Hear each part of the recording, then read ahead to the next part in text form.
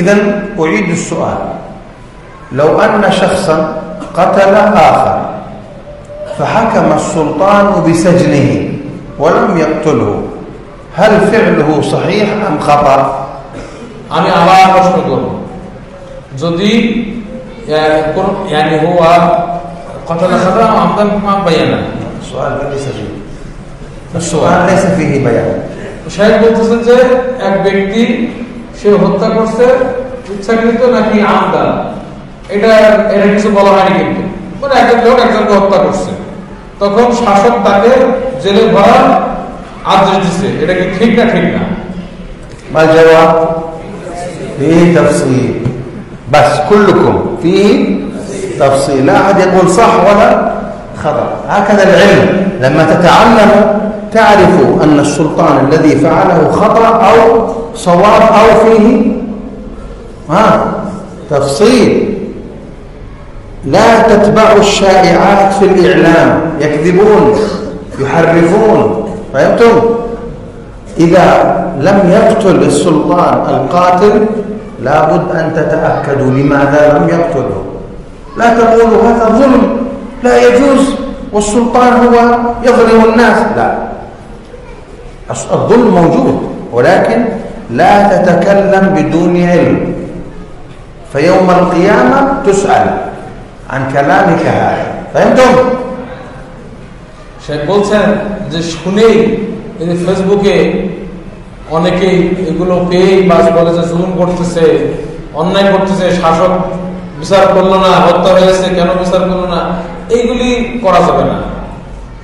তোমরা আগে নিশ্চিত হবে কোনো প্রশ্ন বা কোনো বিষয় পাইলে সেখানে আগে সেটা খুঁজবে যে বিষয়টা কি, তারপরে কথা বলবে। এটা ঠিক যে জুলুম আছে, কিন্তু সে জুলুম করছে কিনা সেটা তাকে বুঝতে হবে। কিয়ামতের দিন তোমাদেরকে জিজ্ঞাসা করা হবে। ফেসবুকে যারা এরকম বলে বেড়ায় এখানে জুলুম করতেছে ওখানে জুলুম করতেছে, এগুলো হঠাৎ করে বলবে না, হত্যা কেন করলো না, কি কারণে, সেটা আগে তুমি নিশ্চিত হও। يسأل هنا في السؤال أيضا شيخنا قبل ذلك الآن في بنغلاديش كثير يعني ينشرون في الفيسبوك أيضا الناس يقول في السعودية يقتلون العلماء ويسجنون العلماء. شوف هذا في الفيسبوك أيضا الناس على ألسنتهم. إذا غدا أنت تكون مترجم إن شاء الله نتكلم عن هذا الموضوع إن شاء الله. هنا يقول إذا اختلف أولياء المقتول فبعضهم يريد الدية وبعضهم يريد القصاص، لو أن شخصا واحدا بالغا قال أريد الدية سقط القصاص، واحد بس، ووجبت الدية. وإذا هم قالوا لا نريد الدية هم شأنهم، سقط القصاص بواحد، لأن حقه مقدم المالي، إذا قتل ما سيعطيه المال؟ لا أحد، فهو حقه مقدم ويسقط القصاص بواحد. نعم. মনে করো যে যারা নিহত ব্যক্তির পরিবার এরা কয়েকজন, এদের মধ্যে একজন বলতেছে যে আমি দিয়া চাই, হত্যা চাই না, কেসাস চাই না, আর বাকিগুলো বলতেছে যে আমি কেসাস চাই। তো এদের তখন কি হবে?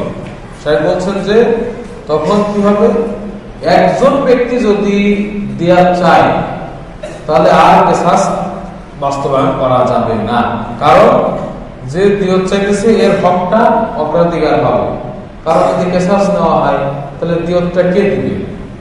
এজন্য শর্ত হলো যে দিয়ত চাচ্ছে তাকে বালেগ হতে হবে।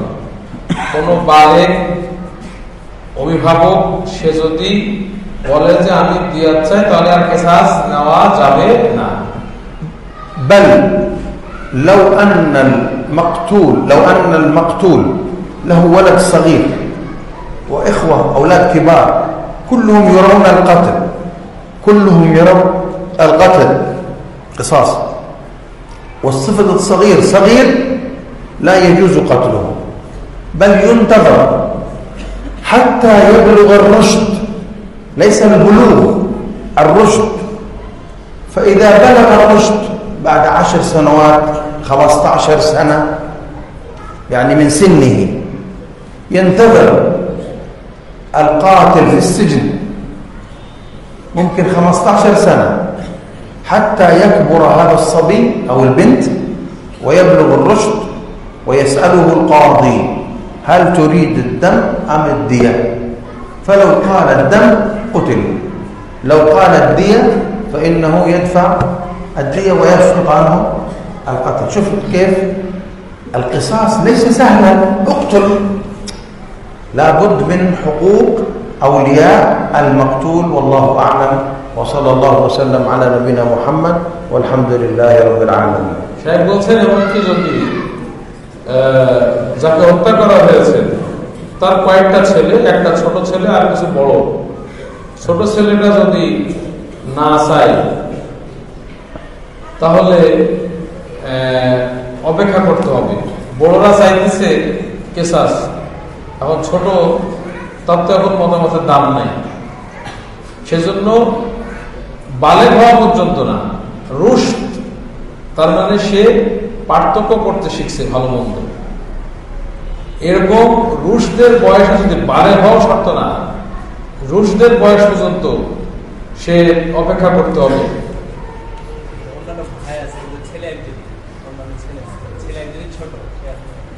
কার